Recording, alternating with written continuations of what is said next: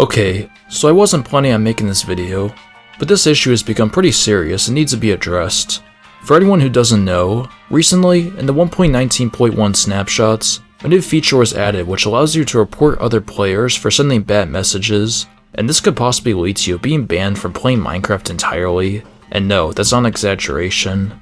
In the past, whenever you went on a server, only the server owners and moderators had the ability to ban you, but this only applied to the specific server you played in, and Mojang had no actual involvement with this. But now, with this report feature, Mojang basically has the power to moderate what anyone says regardless of what server, and if you get banned, you don't just get banned from one server, you can get banned from multiplayer as a whole. This includes both servers and realms. The reason this is bad is because there are a lot of toxic people on servers who will try and report anyone for their own selfish needs. Imagine you're kicking ass in Hypixel and you make a bunch of 9-year-olds jealous, or if you're a moderator and you ban a cheater and the whole team gets mad at you. Or what about hackers who will try and report everyone for every reason in the book because they have nothing better to do than be complete losers? Or what if you're messing around on a server with your friends and someone doesn't get the memo? That's only scratching the surface, but the main point is that this feature is a horrible idea and it could ruin Minecraft as we know it. I haven't even mentioned the fact that you can also be banned from single player, which makes no sense. And not only that, but if you have a Realm subscription, it won't automatically get cancelled if you get banned, so you'll still have money being taken out of your pockets until you actually cancel it yourself. Even if you don't have Realms, you still have to pay somewhere between $20 and $30 to buy Minecraft, so you're still being banned from something that you had to pay for. It is possible to appease your ban, but I feel like there's a good chance that nothing will happen, and even if something does, what will stop you from being banned again?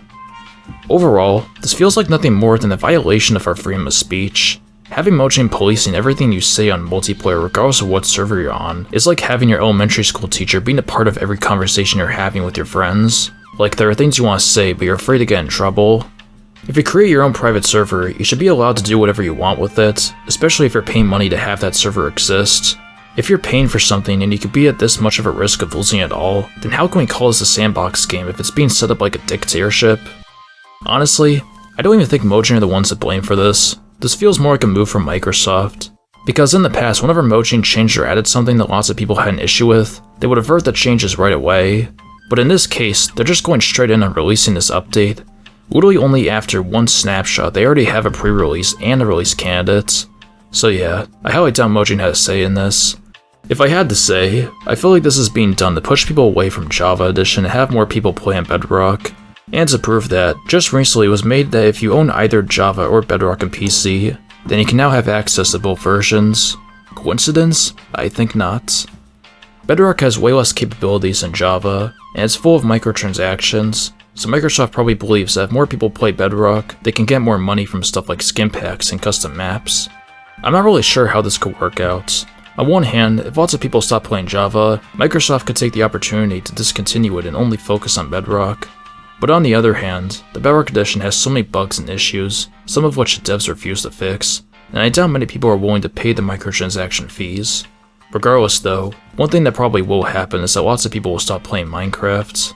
It's kind of unfortunate. Minecraft has already died once, and then it was given a second chance. However, if this feature is here to stay, then Minecraft will not only die again, but this time it will probably be on hardcore mode.